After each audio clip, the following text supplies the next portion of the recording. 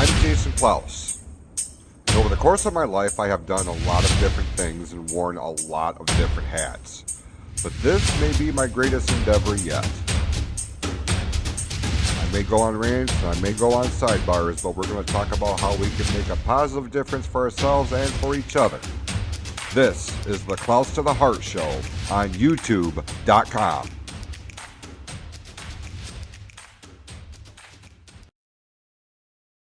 Hello, everybody. Welcome to the Klaus to the Heart Show on YouTube.com or the Klaus to the Heart podcast, our flagship show over on the PFC Podcast Network. I'm Jason Klaus, and we are starting the year off. Like I said, if you've been following any of the content that we've been putting out in the last couple of weeks, you know that we are embarking on a pretty aggressive plan of attack here as we come into a new year. And getting reestablished on the YouTube channel was certainly on that list of priorities. And I can't think of a better way to start things off here this year, kind of a new season, as it were. Longtime close personal friend of the show, is going to join me, and man, this guy, you want to talk about having a life story that you could literally make a movie out of. This guy has it, and I'm going to bring him on here shortly. Well, I mean, if you're watching on YouTube, you can see him. You just can't hear him quite yet. I'm kind of laying the groundwork because what you're looking at, this is, like I said, kind of a new season. New beginnings, new chapters, personally and professionally, and this is the actual first simulcast / broadcast for YouTube in what is in the process of becoming the Jeff Klaus Memorial Studio for the PFC Podcast and Entertainment Network. Todd Gilbert is joining me here on this very special edition. Now, you know Todd's name because he and I have collaborated on a number of different projects, a number of different events. It started out in the absolute crazy and unpredictable world of professional wrestling. He came to work for the Michigan Wrestling Organization, but from there it spawned just a level of respect, of friendship that I thoroughly enjoy to this day. Several years in the making here, and god damn, man, I can't believe I put up with you that long. Todd, it's good to see you. Welcome to the show. Thanks for having me, man. Yeah, Happy it's been a New Year minute. to you. You too, man. Yes, man. It was what, 2015, right? Something like The that, 2015, yeah, 2015 bunkhouse. So yeah, 6 years, Man, 7 years. Wow. time 8 they years. say time, I can do math. Look at me. Anyway, they say time flies when you're having fun. I'm not sure what I would categorize this as, but be that as it may.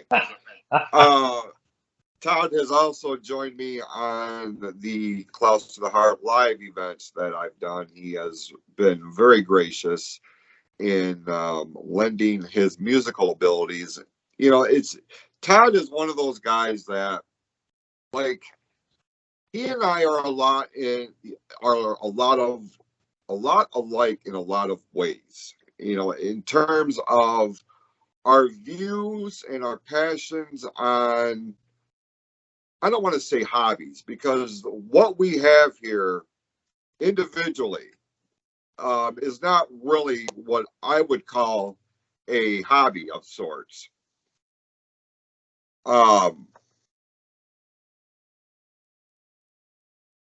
Got a little hung up there. See, me and technology, you know what I mean? Anyway, Todd is one of those guys that has always supported my crazy ideas, and I'm like, hey, I'm going to step on stage to do a live motivational show. I would like you to be my opening act. Without hesitation, Todd jumped right in on it. And you and I, Todd, we were a lot alike in the aspect of, we have these passions that aren't just like, these are things that we want to do primarily, Yeah. For that's how we make our living, because they say Yeah. that a person who really enjoys what they do never works a day in their life. Like, that's what I want to get to, and I know you do too. Amen. Amen. Kind of easing into things here, like, how important for you is it to, as you are embarking on something like this, this is the dream, this is the goal, this is something that means something to you. You've put a lot of time, a lot of effort into preparation, into trial and error. This didn't work, that didn't work, this did, so let's expand. But how important is it as you are about to do like a public launch or something that puts fundamentally a part of your soul on public display? How important is having support first from your friends, family, and then expanding to create like your own fan base? Like, how important is that? I mean, it's very important in many ways, as I'm sure you'll follow with me, is the family and friends thing, and I don't mean this in a cocky way, that's the easy part. Because when you surround yourself with really supportive people, when you embark on something new, 9 times out of 10, you're going to get at least 70% of those people coming along with you. Which, I mean, I don't know if that's true for everybody, but I've been very blessed to have that in my family and friend circle. I mean, you're definitely one of those. Every time I've had a wacky idea, you're like, cool, I mean, you supported my wacky idea of a last standing match of the two of us. I mean, how much wackier can that get? Yeah, we'll get to that here in a little bit. But I hope so. But yeah, with everything I do, and a lot of it, music was. Well, I won't say was. Music is the way I put myself out there the most for, God, 40 years of my life almost. Well, I mean, I wasn't playing when I was 1, so let's say 30 years of my life. Um, and when you release something, whether it be music or whatever it is that you're passionate about, and you've poured your own self into it, because that's what you do when it's things you're passionate about. You're not just doing it just for the heck of it. It really means something to you, and you hope that the thing that means the world to you might mean something to at least another person. Right. And like I'm always very thrilled when I find that family and friends love the things that I do. But for me, even just that one person that I don't know, that I've never met, that I wouldn't know if I saw him, on the street, says, "Hey, this one thing you did spoke to me." That's everything. You know what I mean? Because Absolutely. it makes you feel like, man, I guess I'm doing something right. You know what I mean? Vindication, right? Yeah, exactly. Exactly. Yeah. It's all the hours and months and weeks and days and years that I poured into this thing, like, it means something to somebody else that's not me. Right. And that's very cool, but also super nerve wracking when right before you hit that send button or that publish button or whatever, there's that few minutes of that little voice picking on you in the back of your head going, "You sure you want to do this? You sure you want to hit that button? Everybody's gonna see," and but once you get over the hump of that, then it's hard to put into words. I'm finding, but it is very important, absolutely, because you don't want to release something out into the world and then just get crickets. You know what I mean? So, kind of laying the groundwork for why this episode is happening. Aside from being a person, like real life friends, like we're Facebook friends, right? And you had posted something on a pretty lengthy, very emotional, almost like a testimonial of sorts. You really put Yeah. your heart into this one particular post, and Mm-hmm. like it it conjured up a lot of feelings in me. Like I was sad for you. I was disappointed in the lack of support that you were seeing, and I was pissed off because of. Now I'm just going to be straight up, and I No, told no, go you ahead. this. I told you No, this yeah. when we talked on the phone, because I Mhm. sent you a message as soon as I Yeah, read that. You need to call me. yeah. And like, I don't do that shit very often anymore. I just don't. But so, like, I could feel what you were feeling based on what you wrote. And Mhm. as somebody that's kind of tuned in, dialed in, I guess I should say, into the mindset that you put yourself in to put yourself out there. Because I do Yeah, very much the same thing where it's just, it's both audio, but yeah. two different realms. Like But it's either side. It's an art form, no matter which way you slice it. right. Yeah. So like, and even before I started doing this, there was just that 28 years of my life that I spent running the Michigan Wrestling Organization. You know what I'm saying? Yeah. Yeah. So like, I wholeheartedly could understand where you were coming from, but I am also somebody that is like, look, you cannot, and I believe I told you this during the course of our conversation. Um, you cannot allow these ultimately minor setbacks and disappointments to derail what you want to do. Now, during the course of that conversation, you explained to me your actual full mindset, and it Sure. wasn't that you were discouraged, and because of the level of disappointment and discouragement that you're just going to abandon this dream. And I'm referring to your musical part here.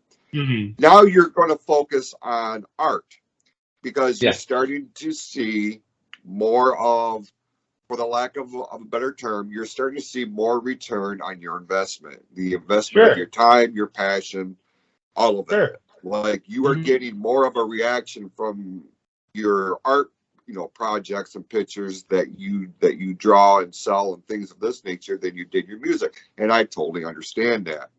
Mhm. Then you sent me this message that said you wanted to talk about your story and what all went into that, because I do know that there is a contingent of people who did follow your albums and what you were doing musically, and Mhm. like, they were just as surprised as I was when I had initially read, well, he's not doing music anymore, and I feel like this is why.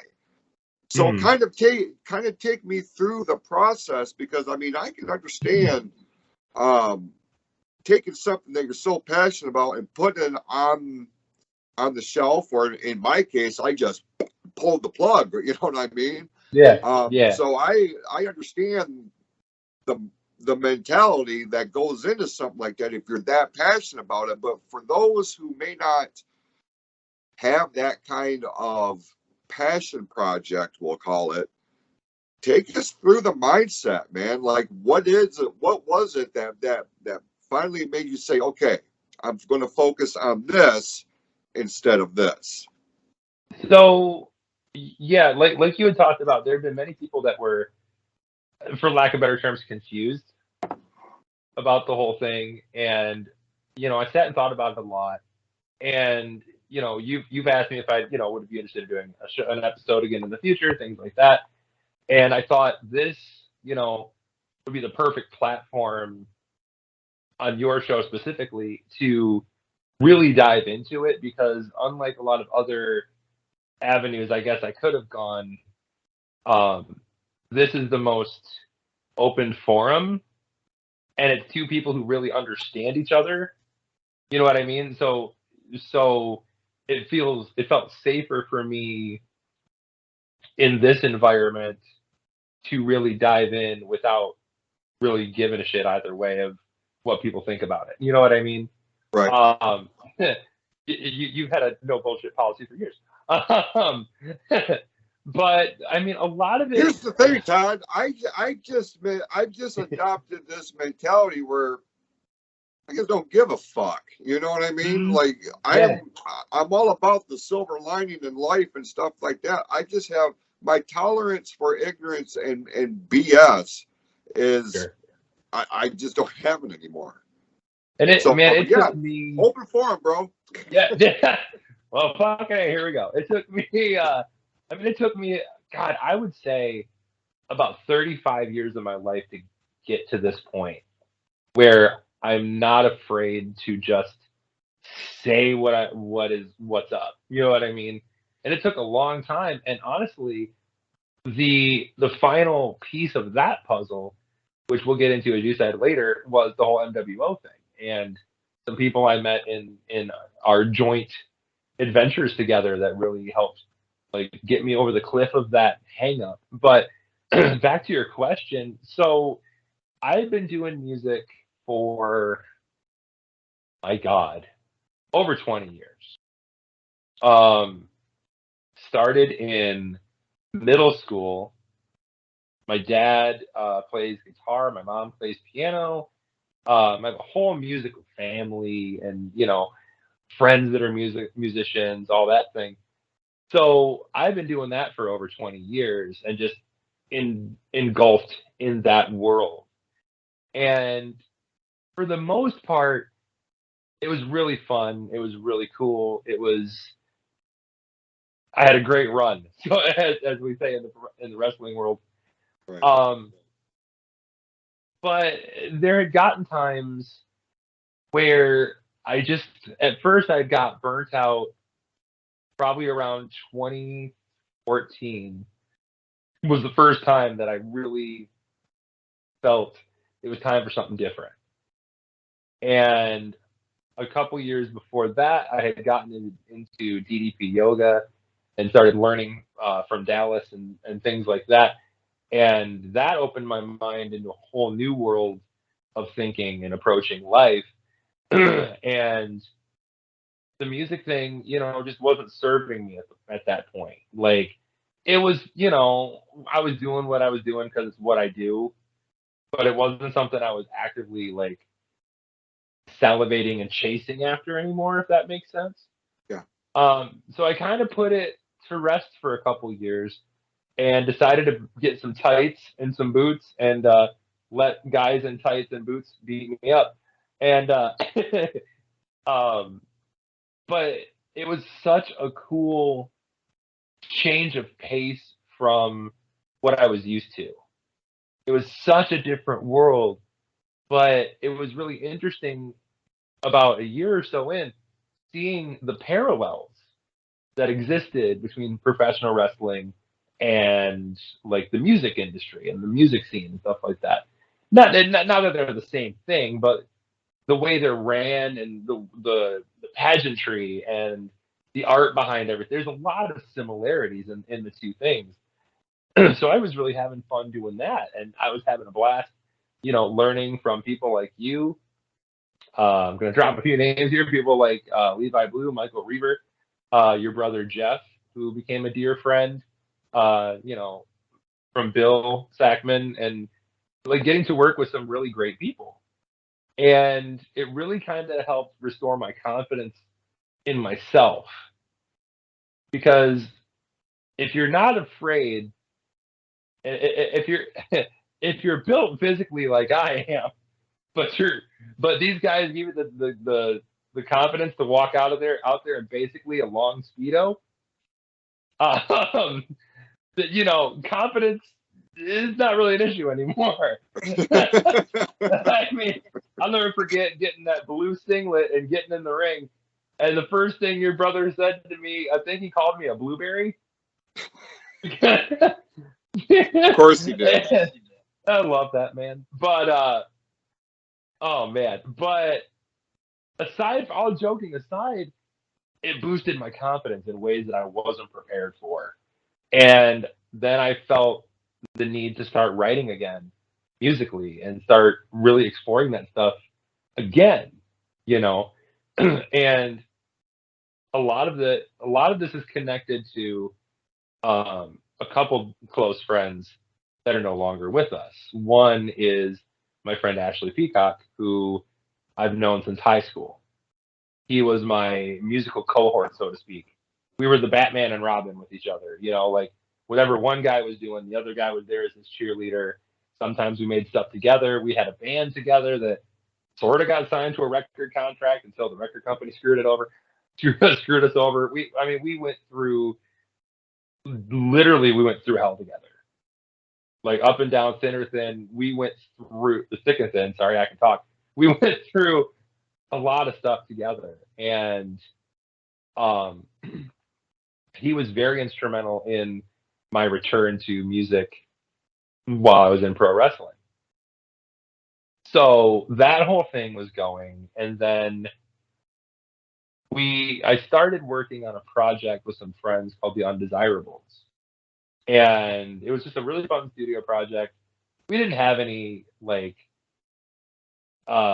aspirations of like touring or being a band. You know what I mean? It was a studio project to see what the heck could happen with it, and it turned out really great. And right at about the time we were in the studio mixing the record, we were in Fenton, Michigan, Reel to Reel Studios. Marshall Block was mixing the record with us, and one day out of the blue, my cell phone just starts going off, just out of nowhere. And it's these people that don't normally call me. And it is like and it's not that these people don't talk to you, it's just weird that they call instead of text. You know what I mean? Right. So the phone's blowing up, and I'm like, why? Really? And it was somebody that like I chat with, but we don't talk on the phone like ever. I'm like, this is weird. And it went off 2-3 times. And I'm like, well, I'm down here in the studio. I'll just take care of it when we're done here, and I'll call back, whatever. And then another phone call came, and it was a dear friend, Johnny Mason, who was the bass player in Building Birds with Ash and myself and Taylor. And then he sent a text that said, you need to call me right now. And I'm like, well, this is odd. Like something's up. Like I wasn't sure exactly what it could possibly even have been. So it was myself, my friend Mark Taylor, and Marshall that were in the studio. I'm like, guys, I'll be right back. And, I made my way up the stairs, went outside, and picked up the phone, and it was Johnny telling me that Ash died the evening before. He had got a gun and shot himself. Nothing prepares you for that. Ever. Did you have any inclination that he was dealing with anything on the level that would have even brought that kind of thought to his mind? Yeah, probably during the Building Birds era. This would have been 2013 or 14. I could be wrong. It could be a little later. I'm fuzzy on those. But he had tried with medication once before.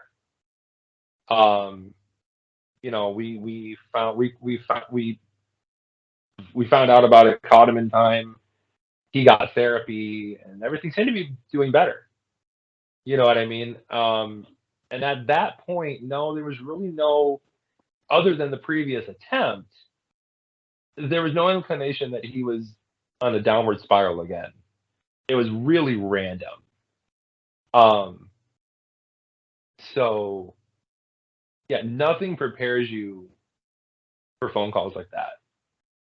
It's the only thing I could make maybe bigger than that is like I'm sure the loss of a parent, or a direct family, is a little heavier, but it gutted me in the driveway of that studio, and I had to walk downstairs and tell the other guys that were sitting there having fun mixing this record what had happened.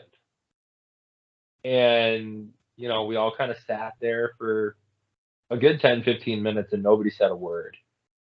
It was just that weight in the room.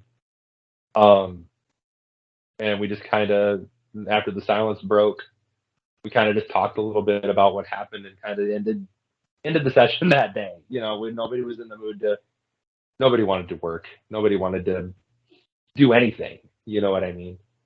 I'm thankful that he did get to hear the record before it was finished, which is cool. And I got to hear what he thought of it, which was really nice. But what came with his passing also kind of took away a piece of me musically. Us being so joined together in that common passion, that common goal. I used to skip college courses. Sorry, mom and dad. I used to skip college classes to go to the recording studio with Ashley in Fenton. That same very studio was the first place I ever recorded anything.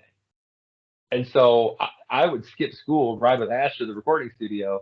He was supporting my delinquencies, but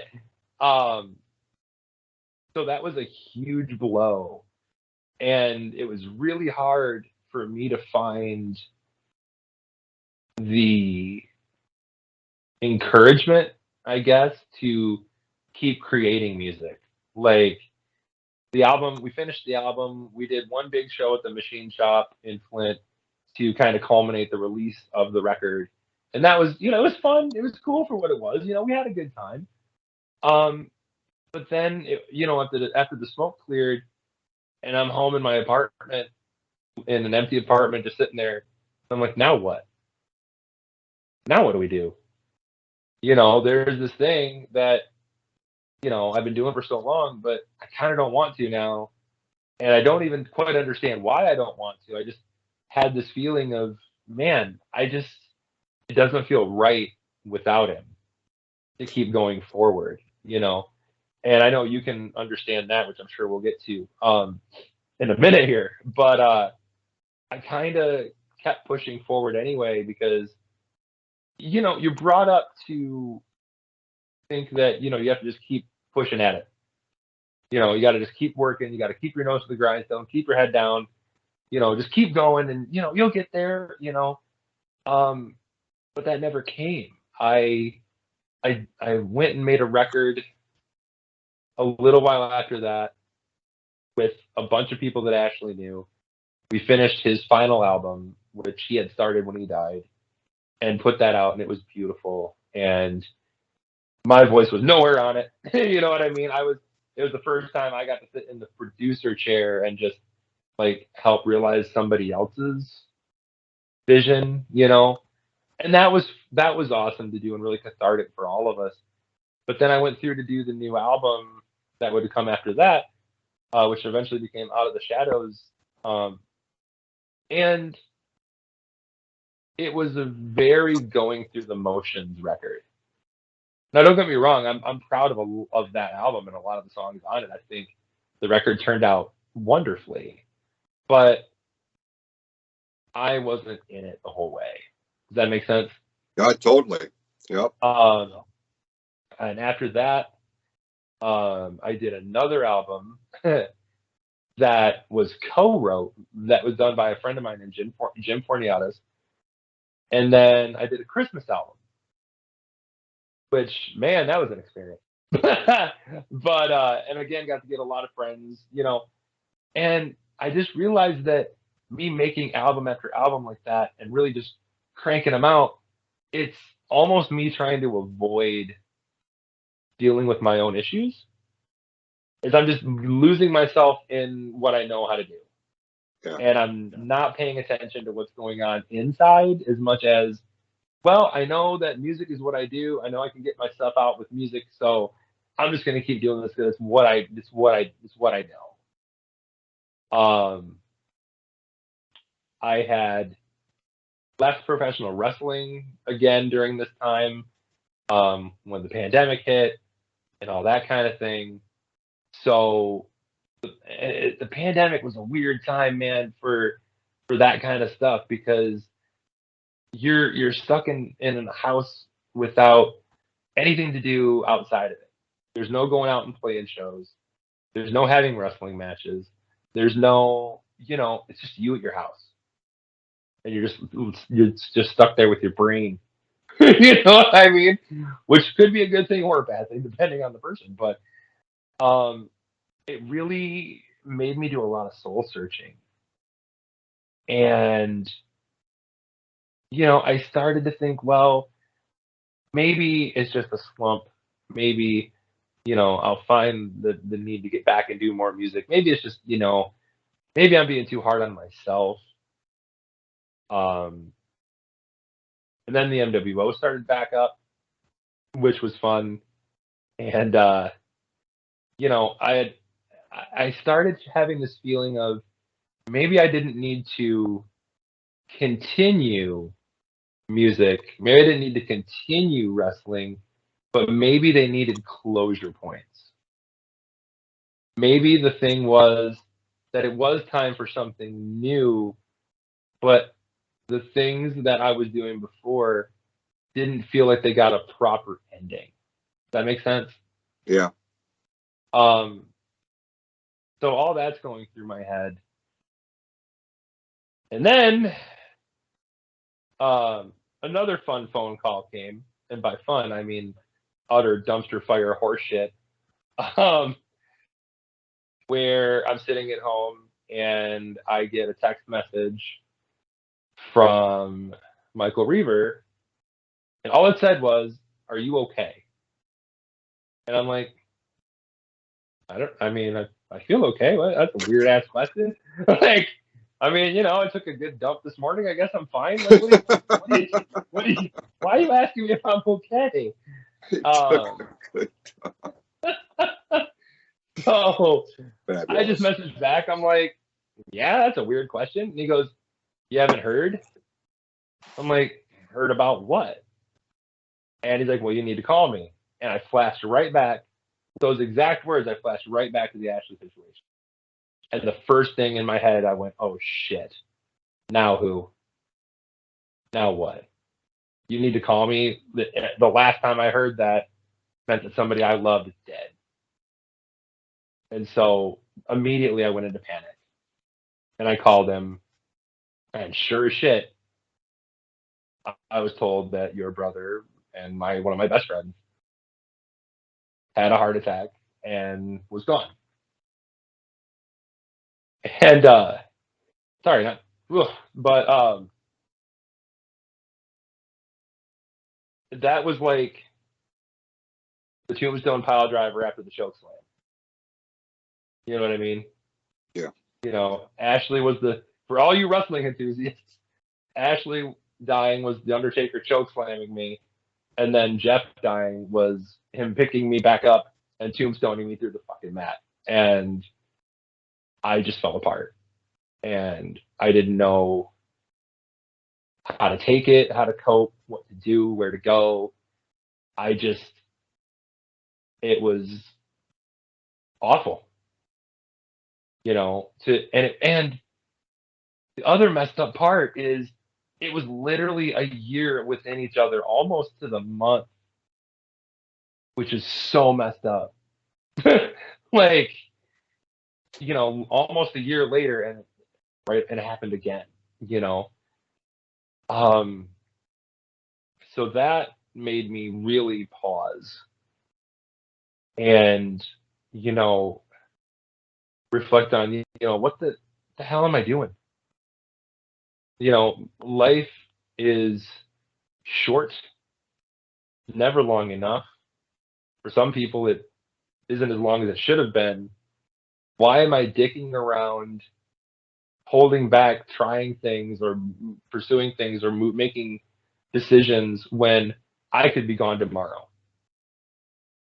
Because obviously everybody else that, people are dropping like flies around me, like am I next?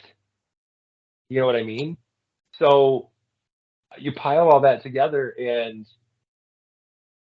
it really made me realize that the things that I was passionate about, I need to stop lying to myself and saying that I must do this because it's just what people know that I do. And instead, I need to do what makes me happy. I need to do what brings me joy and makes me feel creatively fulfilled, because the two people that aren't here anymore, that's the first damn thing they would have told me. That's the first thing Ashley or Jeff would have said to me. Would have said, do what makes you happy. Not what everybody else wants you to do. Not what people expect you to do. Do what you feel you need to do. Let me stop you right there, because that part of the process can be splintered into a number of different ways here. Sure. And I'm curious individually why this is a thing for people, especially if you embark on any kind of public or entertainment endeavor. Yeah. Why? Explain to me, if you can, why you were so hung up on what everybody else thought of what you were doing, and how that was a contributor to your approach to it. I think because so much of my identity was wrapped up in it for most of my life. I was Todd the music guy. Even when I got into professional wrestling, I made a bunch of entrance themes for everybody. Because, well, I always wanted to, first of all, because what wrestling fan that's a musician doesn't want to be Jim Johnston, at least for a day? Sure. And I keep going back to just, it was what I did. It's what I knew. You know what I mean? I practiced and learned and took lessons and invested, time and thousands of dollars into being a musician. And that was my sole thing that I did. And then I did wrestling and left music aside. And then wrestling became the sole thing that I did. Because I think I was trying to break away from that. That's what you do. That's what people expect of me thing. But I was never brave enough to do it completely, because obviously I went right back to music after a while. And I love music. Don't get me wrong. I mean, for people that aren't watching on YouTube, I'm sitting in front of a shit ton of records with a guitar over here. Obviously, music is a humongous part of my life. But it was either that, or you had aspirations to be Batman, because I could see Batman in your background too. But I mean, who doesn't want to be Batman for 5 seconds? But until you realize what Batman's life is like, you're like, probably not. But getting back to your question, I think it's just because after a while you kind of go on autopilot. You know what I mean? Yeah, totally get what you mean. And you're afraid to, make that jump that you're not sure if you're going to land or not. Because what a lot of people don't know is I was an artist before I was a musician. I got in trouble from first grade all the way to high school all the time for drawing in class and not paying attention. All the time. I mean, I took art classes. I went to college for it. But music was the safer, more comfortable choice. So that's what I went for, and had a blast doing it. But yeah, I think it's just I was too afraid to commit to the jump. You know what I mean? Because all musicians, all artists in any way, struggle with insecurities. None of us are like Gaston and Beauty and the Beast. I just think we're all just the raging shits. We're, you get into these things because you want people to see what you do. You want people to love what you do. You want them to accept you. And this is your way to get that acceptance, is by putting yourself out there and contributing something that you can do that maybe not everybody else can. All musicians, no matter whether they admit it or not, they want the applause. They want people to watch them. They want to be seen as a musician. Anybody that says I just do it because for the hell of it, they're lying to you. Okay, that's going to bring me to my question right here. Yeah. You notice as soon as you said that, I started, because I wasn't sure how far down the rabbit hole you were going to go, I'm pulling you back up by the ears a little bit for a second. Oh, go ahead. Yeah. Musically speaking, take MWO out, take professional wrestling out. Sure. Okay. Because that came very much later on in life. Music is a deep-rooted thing with you. Deep into your soul. And like you said, part of your identity. I can relate to that on the wrestling front because I knew from age 8 that I was going to be involved in the wrestling business in some way, shape, or form. By the time I was double digits, the fact that professional wrestling was already attached to who and what I was by my friends and my parents' friends, like that's the wrestling kid. Like I get it. So my question to you, from a musician standpoint, do you do this because you want to be accepted, or do you do this because you want to be heard? Yes. I knew you were going to say that. But Todd, one thing overrides the other. I don't give a fuck who it is, what you're doing. One will always be just a notch above the other. What's yours? Right. Gun to my head, make a choice. It's to be heard. Okay. It's to be heard. It's being that person that through my adolescence, I always felt like the kid with the disability that people don't really want to pay that much attention to. And I'm not saying that's true. I'm not saying I even wholeheartedly believe that today, but you always kind of inner struggle with that with every person you meet, no matter what, no matter who it is. It could be your best friend in the world. And once in a while, you still think, what do they really think of me? You know what I mean? Because you're afraid to let that guard down because you built up so many walls around that kind of thing. So, yeah, I mean, as you get older, being heard is the most important thing because for me, it's what I am inside and my beliefs and how I feel about things. And to get people to hear that and relate to that and understand where I'm coming from. You know what I mean? To hell with, oh, that's a good song he made. Fuck that. Like, to me, it's here's somebody that had something to say. Here's somebody that I related to. You know, it's that connection. You know what I mean? Yeah, I do. Now, the one thing about you is when you look at your public persona in some regards, like what you put out to the public for whether it be musically or your time as a performer in a professional wrestling promotion, now you're switching over to art, and that's become a big thing with you. Like now your website went from the links to your albums and things of this nature. Now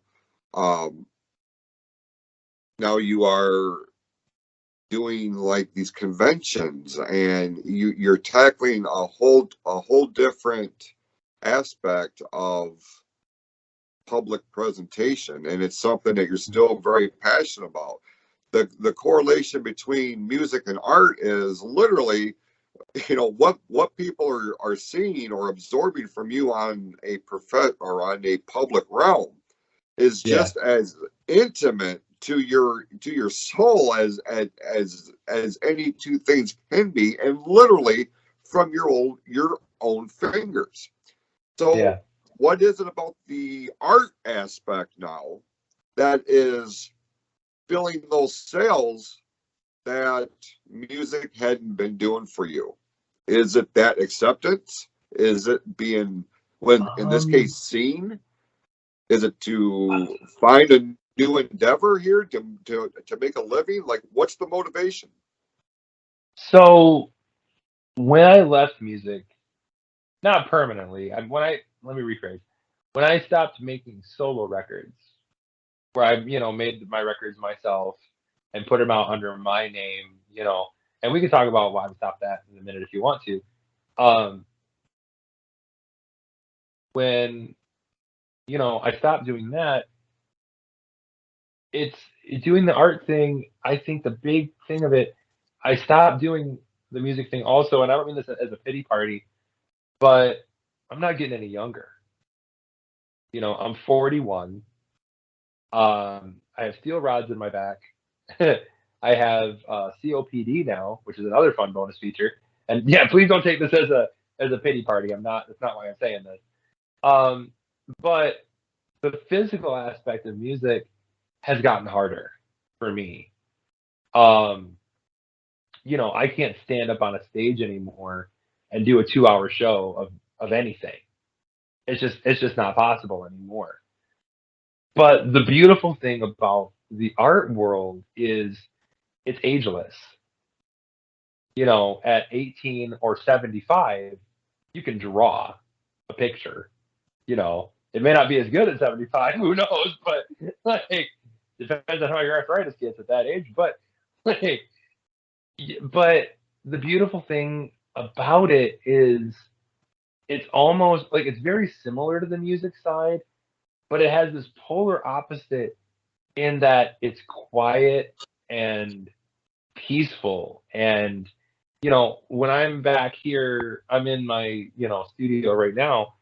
When I work on stuff, there's still music going. And like when I work on a picture, for example, I have an album or a playlist going of the mood that reflects the thing I'm working on.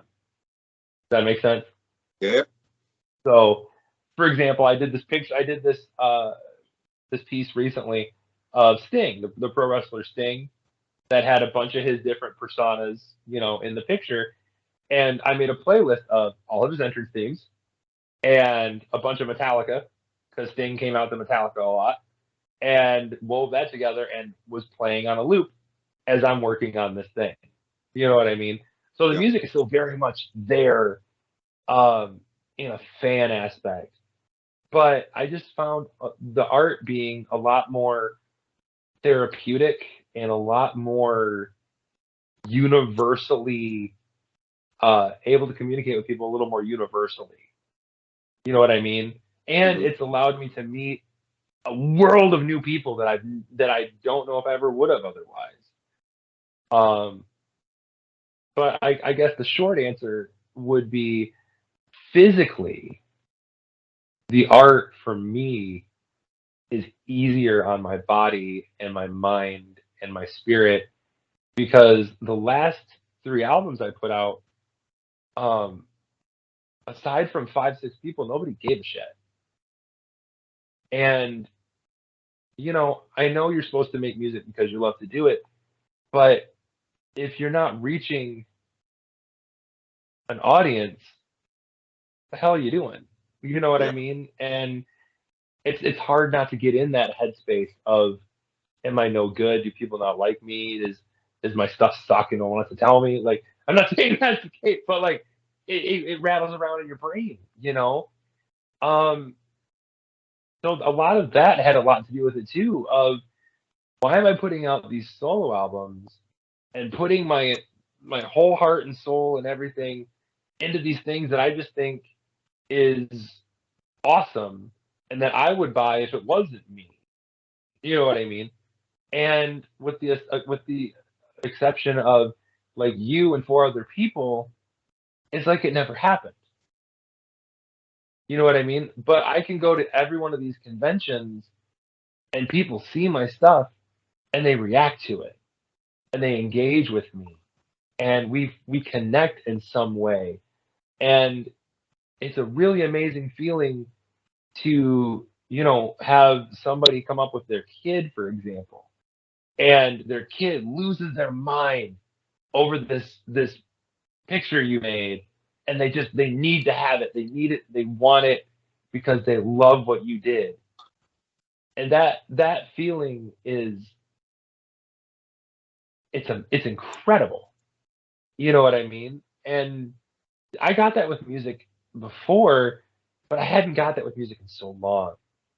And so my compromise, I guess, because I can't leave music completely. I just can't.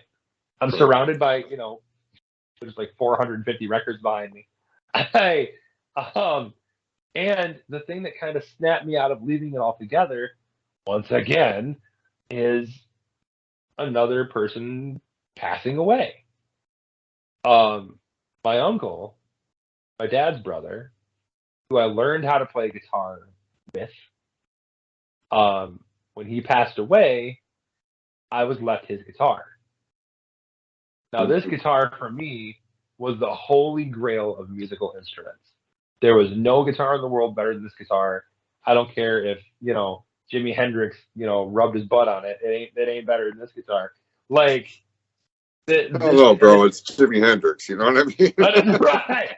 But it's the one sitting next to me here, and he left me this guitar, um, and I didn't even learn about it until the funeral it was even coming home with me.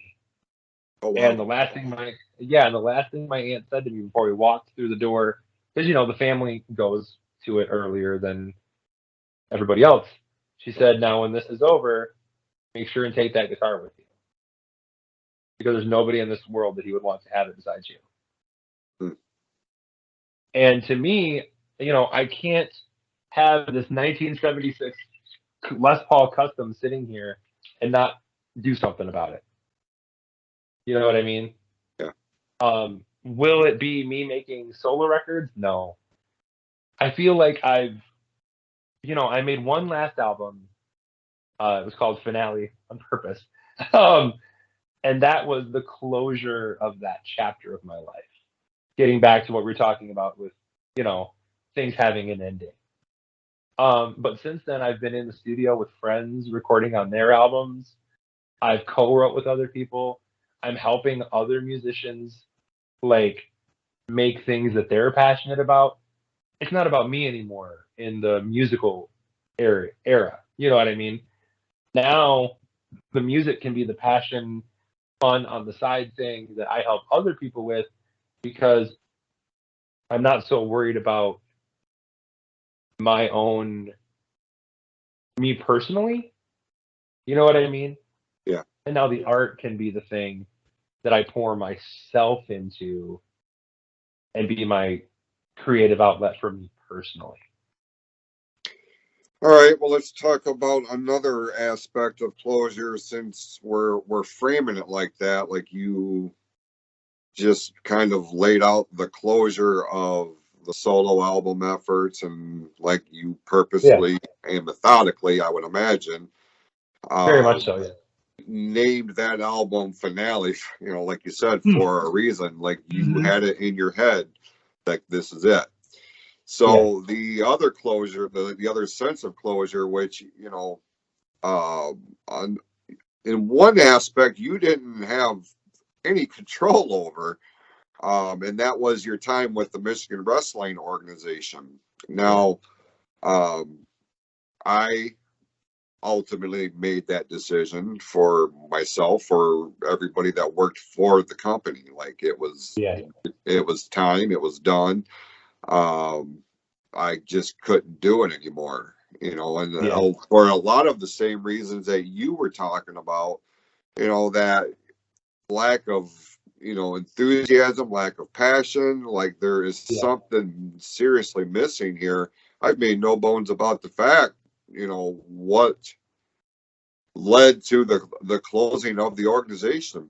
I gave Mhm. myself 3 live events, and Yeah. to see if I could pull myself out of the funk. Could the allure of the spotlight, of performing in a ring or writing the show or anything like that, can Yeah. that pick me up just enough to get out of this mental funk that I'm in Yeah. with Jeff not being here? Because Jeff was, as big of a star as he was in the ring, he was a bigger, contributor backstage. Like he was my right hand man, you know. Absolutely. And The day like, I'll never forget the day I met you, going backstage at the Bunkhouse Brawl to talk to you, and standing next to you like your security guard was Jeff. Didn't say a damn word the whole time, other than hi. Stood there just watching and listening, yeah, and I was intimidated. I'm not gonna lie, like because until if for those of you who never got the pleasure, if Jeff doesn't know you, he can be an intimidating presence. You know what I mhm, mean? It's not until he lets you in that you see the goofball, the teddy bear that was Jeff. You know what I mean? But at that time, I'm like, I better be cool. This guy's gonna punch me or something. Shit. you know, the thing of it is with him is he stood on the sidelines for a long time and watched me get fucked over time and Mm-hmm. time again. Mm-hmm.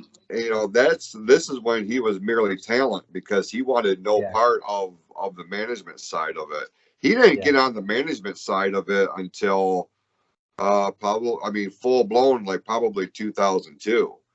Wow. And it was then where, I mean, he was like, enough's enough. Like Yeah. there were aspects of the business that he absolutely loathed. Yeah. And we tried not to bring that shit into MWO, and that's why he primarily stayed with MWO up until Mm. Imperial Wrestling Entertainment opened its doors. Then he Right. went up and worked for Sure. them for a little bit. Yeah. Um, but him not being around, like, I knew it was going to be huge, but like I didn't anticipate how big that was going to be and how much of a factor it was going to be. And like by show 2, it was starting to become a dread, you know. Yeah. And Yeah. I always said when it started to become a feeling of dread or anxiety or anything like that, we're done. Because Yeah. I'm not going to let that become the legacy of such a huge chapter of my life, personally and professionally. Hey, it's your buddy Billy. Have you checked out the new online store for the PFC Podcast Network yet? If you haven't, you really should. There's all kinds of great merchandise over there, from shirts and hoodies to throw pillows, hats, mugs, glassware, and all other kinds of merchandise available with the great logos and designs from all the wonderful shows here on the Podcast Network. So head on over to the official online store of the PFC Podcast Network. Go to cafepress.com/PFC Network for all the latest information from the official online store of the PFC Podcast. Welcome back to the show. Having some technical difficulties, as it were, but we're back on here. And hey, if nothing else, it gave us time to run a quick ad here on youtube.com and anchor.fm. Todd Gilbert's joining me. I'm Jason Klaus. We certainly appreciate you tuning in. And Todd, before everything started going a little haywire here, we started talking about, the closure of your wrestling career. And well, Yeah. I mean, at least with the MWO, because Right. that was kind of more, well, there was no kind of about it. That was out of your hands. That was something that I did. I Sure. pulled the plug, as it were. Right. And, so, but the show, my last match ever and your last match in the organization, like, happened on the Ever. same show, happened in the same match. We did a last man standing gimmick, and which made perfect sense, but that wasn't the show that was designed to be the last live event that we would do, because we actually had Christmas Clash on the books to take place at ONTV, but there was, one of them damn COVID outbreaks among the roster, and I'm like, we cannot, Right. So ultimately it led to the decision, like, I'm done. Yeah. Yeah. Now, I gotta be honest with you. I have taken a lot of criticism for that being my last match. Yeah. because it was I've heard. in a losing effort to you. And so I wanted to say, for the record, like I had talked about this because it got brought up of all things in one of them. It was the Q&A ones, wasn't it? Me and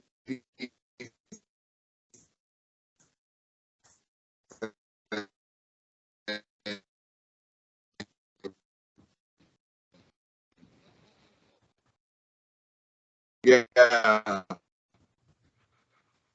over on the Close to the Heart podcast. And like I was stunned that I was asked that. Yeah. And like they're like, well, how do you feel about your last match being against Todd Gilbert? You know, do you think it ruined your legacy or whatever? Fuck no, I don't think it ruined my legacy. Over me in my last match, and I went on here and said the same thing. I'm glad it was you. Statement was going to continue on. I didn't have any plans on ending the company or that being our last match or whatever, but I look back on it and it's in the archives. You can go to ONTV's YouTube channel, look up Tricker Slam, and that match is on there. Yeah. Straight up, I'm kind of glad it did happen that way. You know what I mean? Like it was fine. I have no problem with it. But I want you to know that because I wanted you to hear that, and I wanted you to see me while I said that, because that is my honest to God feeling about it. I don't need, and I've had plenty of people try to talk me out of closing the company, retiring, come up, you know, go here, work with me here, work with me down here. You know, I'm just done. You know, my situation and your situation in terms of closure, like you still have avenues to scratch that musical itch if you want to. Sure. I have, for all intents and purposes, closed the door on the professional wrestling aspect of my life. I have no desire. I have no plans. I mean, if somebody was to call me up and say, "Hey, we need a guest referee spot for the main event for the type, we need somebody, whatever." Yeah. I all depending on who it was. Yeah. I might put more than 2 seconds of thought into it, because any other inquiry that I've had, I have no interest. Yeah. I've never worked for another promoter or another promotion. Like, if you wanted to see me, you had to come to MWO. Right. But like I said, it all depends on who that is, who it would be, whether or not I would consider it or not. Now,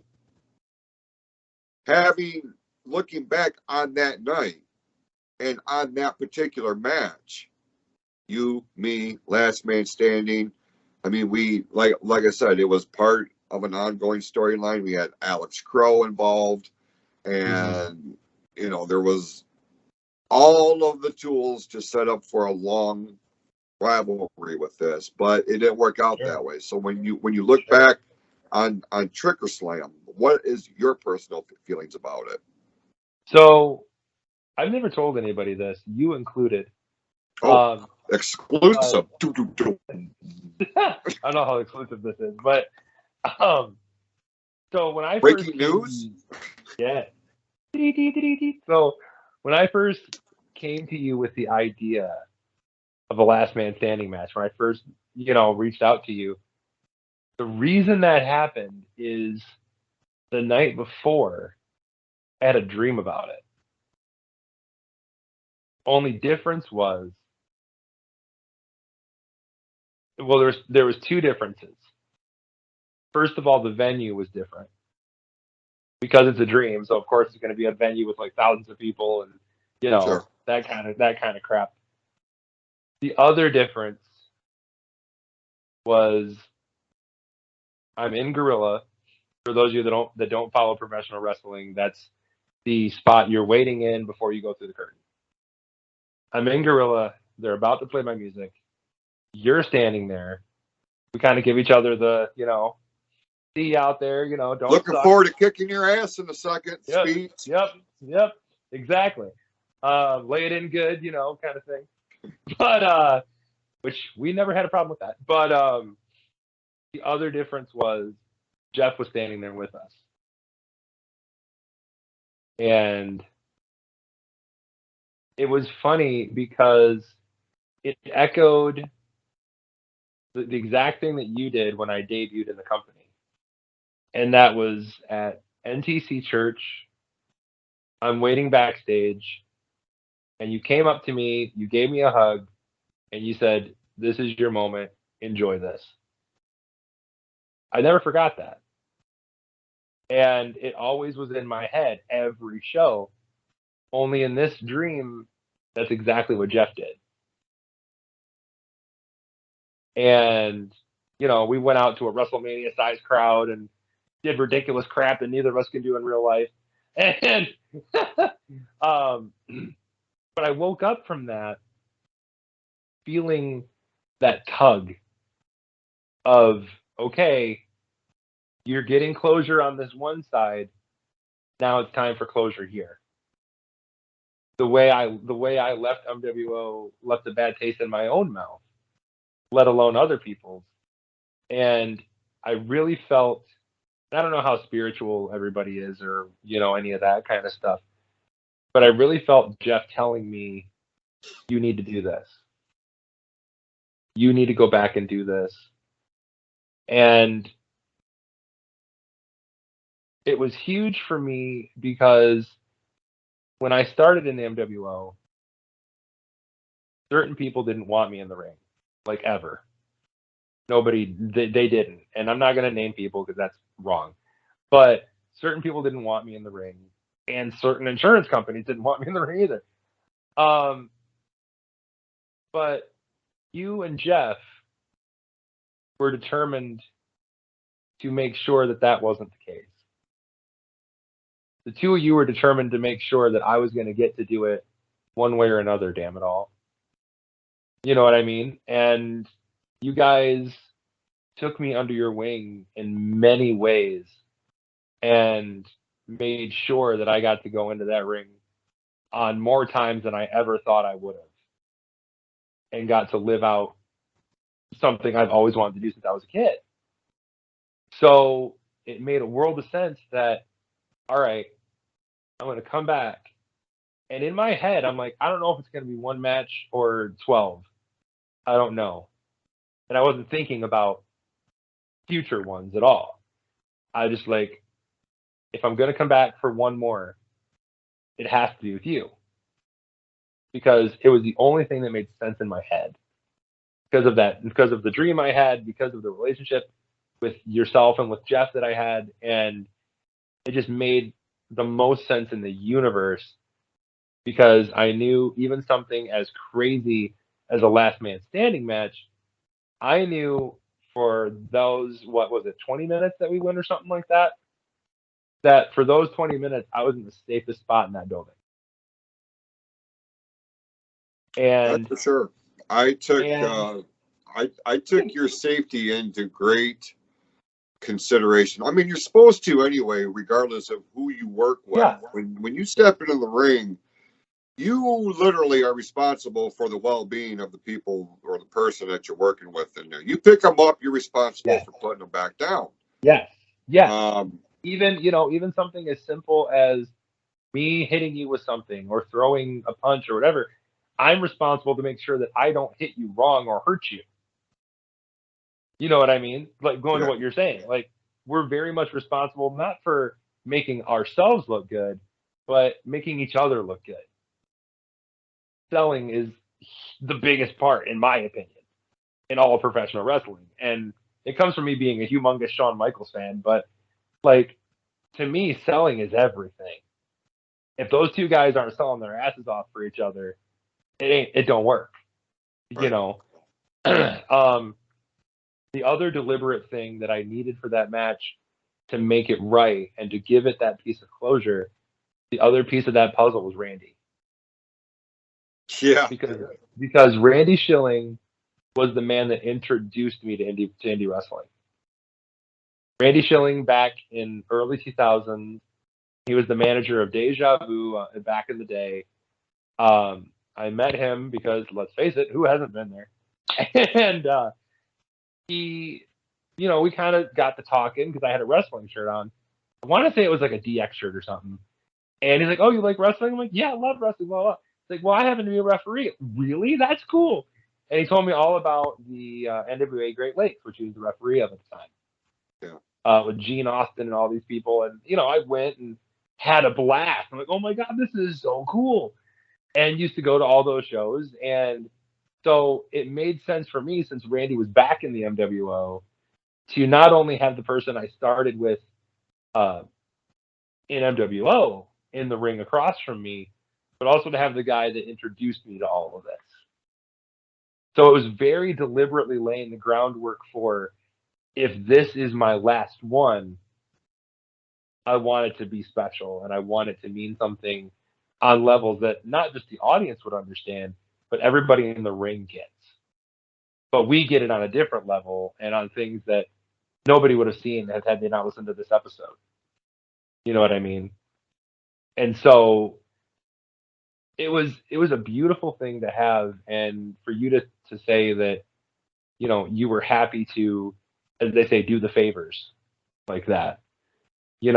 I'm not saying that either of us are these people, but I acquaint it to somebody like, let's say, Steve Austin having no problem letting Austin Theory beat him.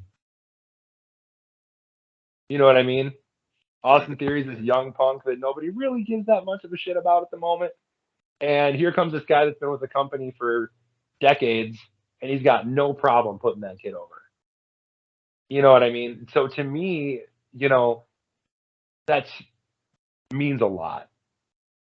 You know what I mean? Because there's a lot of people in that locker room that would not have had those same feelings. Right. We lost people in the company because they didn't have those same feelings. We won't say his name, but I remember a certain guy getting shit canned because he kept refusing to come to a show because he had to put me over. You know who I'm talking about. We don't need to name him.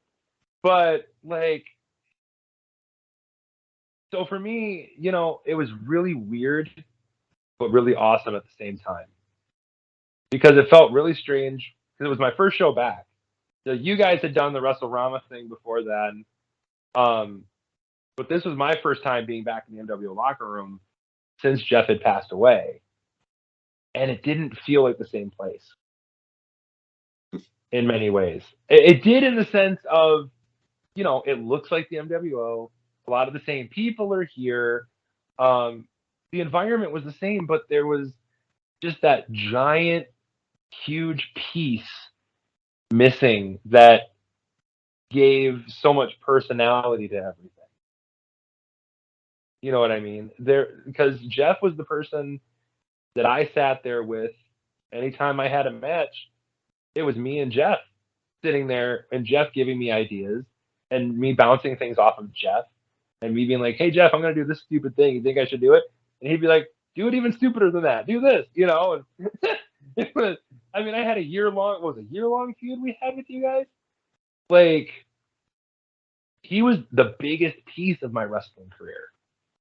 He really was.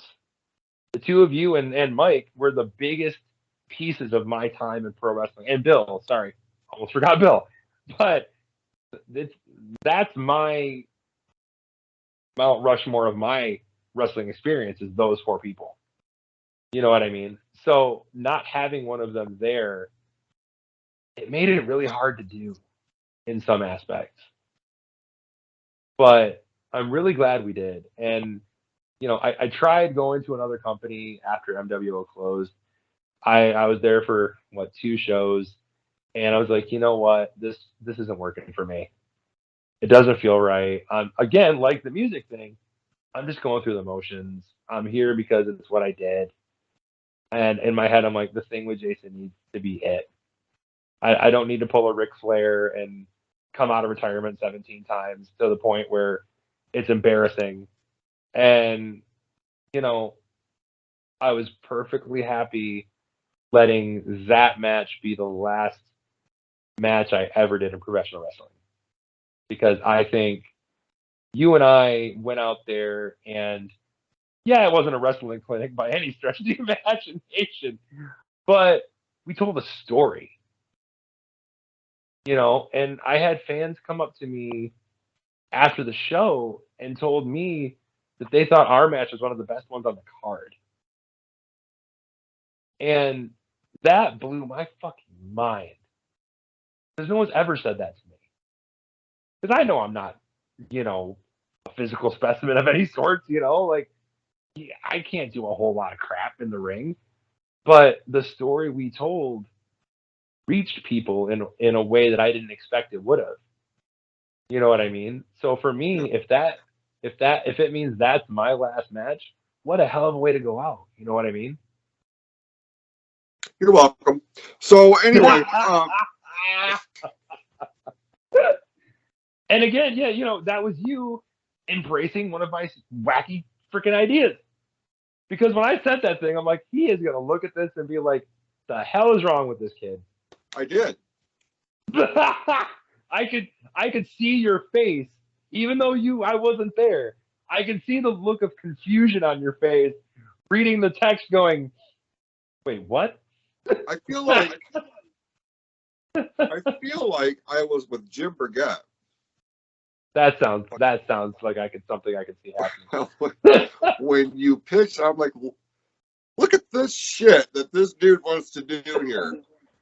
But then I went back and looked at it again and started, actually putting thought behind it. And I'm like, this could be something. Well, a lot of people don't know too. Like when I joined MWO, and we used to always have breakfast at this diner, by the city market before every show. And the day that you decided to bring me into the company as a performer, we're all there having breakfast, and it's you sit at the end. I'm on one end next to you. Jim's on the other side of the table across from me, and it was the two of us. It was the three of us. If I remember right, it would have been Jack Price, the Steels, Apocalypse, and I want to say Victor Cross might have been there too. That sounds like the normal bunch. Yeah. It was right after Andrew Steele made a really awkward show about no onions on his hot dog. And you looked around the table and you said, "Well, Todd wants to be a manager." And literally the second those words left your mouth, Jim said, "I'll take him." He did. Without any hesitation. And Jim barely knew me at that time. But he saw something, I guess, and he's like, "I'll take him. Hell yeah." So, that's been a thing that's what made me always have a soft spot for Jim. You know what I mean? Yeah. Jim never hesitated to work with anybody. Jim loved what we did and just loved having fun. You know what I mean? So, yeah. So it's safe to say that the kind of closure that you got on your wrestling career, like you're good with it. Yeah. All right. Well, good. You're like, so what I didn't tell you was now we're having another match, you bastard. No. Swerve, bro. Reboot. I'm kidding. We don't need anybody. There it is. Get out of the goddamn internet. Klaus reopens NWO. Just to have another match with Todd. No. Wouldn't that make them pissed? Yeah, but sorry. I'm in some of the best shape of my life, but I ain't looking to no. Good. Yeah. It's kind of like, honestly, you have the best show you've ever had.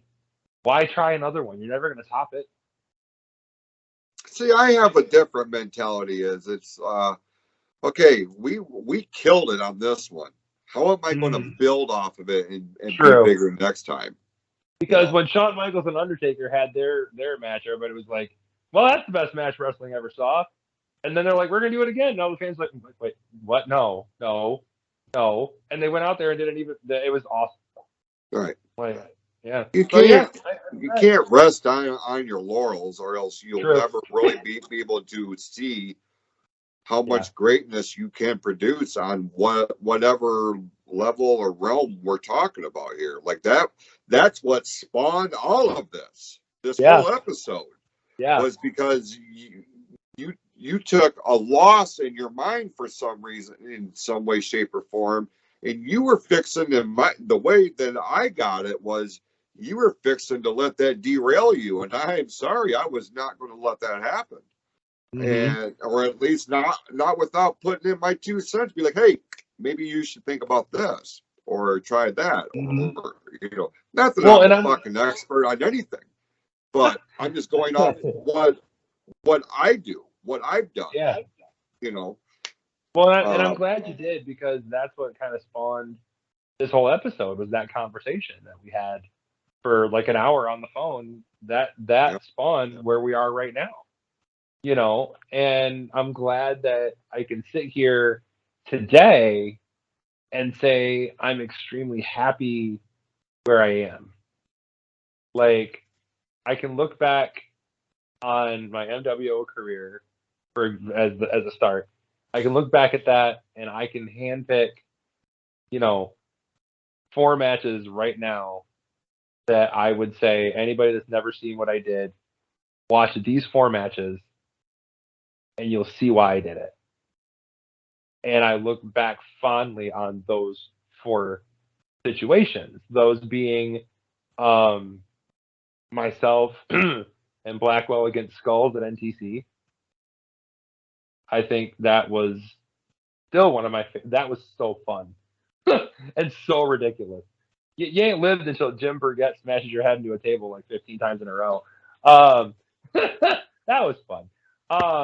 But I look at that. I look at WrestleRama, the 9-man tag match that we all had together. Was that the one in Bertrand? Yeah, 24, 5. I'm so bad with these. 22. 22. Thank you.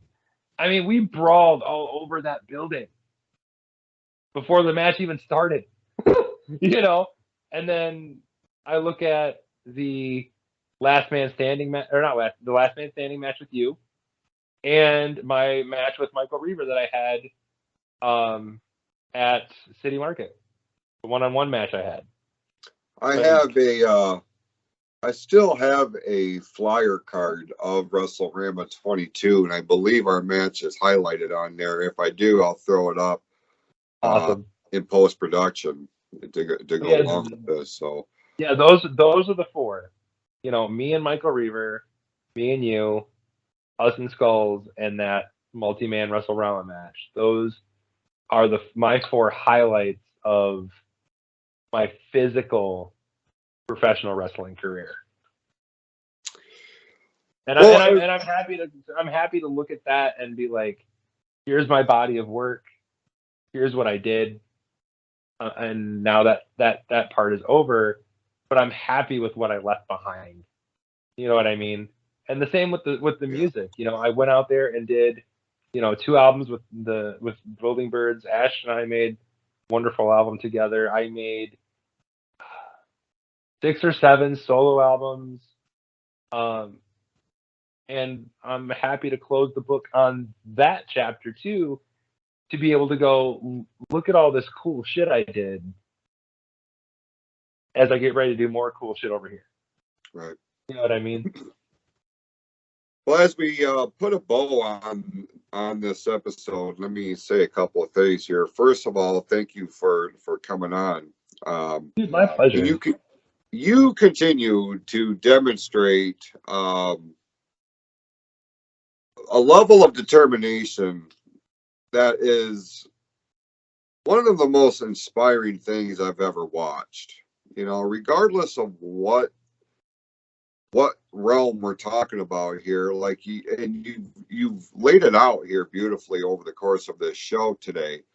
You know, you embarked on something. There was challenges. You came up with a plan to kind of uh, find your way around it, come back to it later on down the line, still kicking ass, and because it was something that you were passionate about, and your story intersects between three very different realms of entertainment.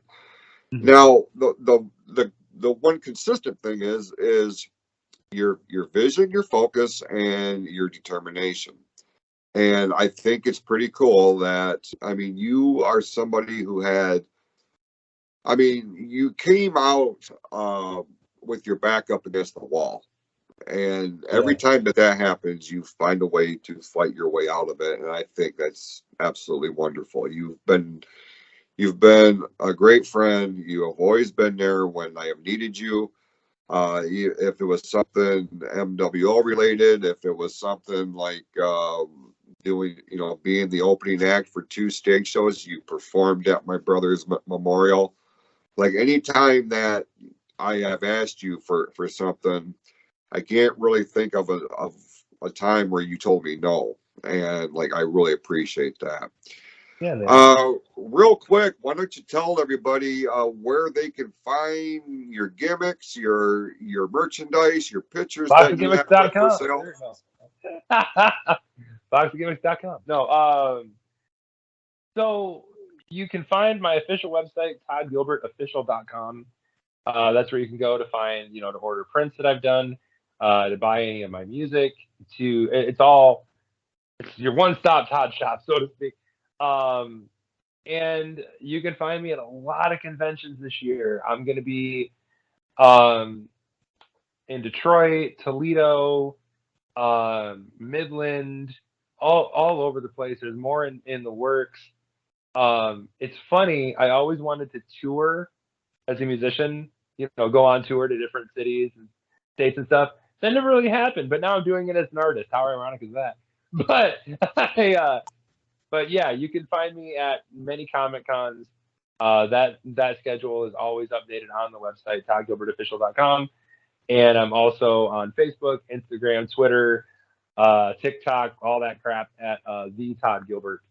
You can find me on all the social media platforms too. Very cool, and I encourage, if you haven't, I encourage everybody to go check that out. Check out his website. Check out his music, his art. Real quick, Todd, if I had to put you on the spot, you've done a few different amazing pieces of art so far. What's been your favorite? Ooh, that's fun. I said real honestly, quick, pal. I know. Sorry. My favorite right now is probably, I did one from the movie The Labyrinth. You remember that movie? Mm-hmm. That's probably my favorite one right now, but I think it's going to be the one I'm finishing right now, which I'm doing a piece of The Undertaker. I'm anxiously anticipating the what that looks like. And it's literally all of his different looks that he had through his career. So that one is coming out really cool, and I'm very excited about that one, especially when people like you see it because of what a huge Undertaker fan you are. Look, I've got one wall over here, nothing but Undertaker shit. One of which is a painting that you did for me. Yeah. So yeah, I'd say right now, probably out of the ones created, my Labyrinth piece is probably my favorite. Okay. Check it out. ToddGilbertOfficial.com, the Todd Gilbert on social media platforms, Facebook, Twitter, Instagram, TikTok, all that. I still learning how TikTok works, but I'm getting there, damn it. I want to be as cool as the kids are, I'm trying. I get it. He's Todd Gilbert. I'm Jason Klaus. We thank you so much for tuning in. Be awesome to yourselves and to each other. And we'll see you right back here next time on the Klaus to the Heart Show on YouTube. And of course, The Close to the Heart podcast, the flagship show of the PFC Podcast Network, powered by Anchor.fm.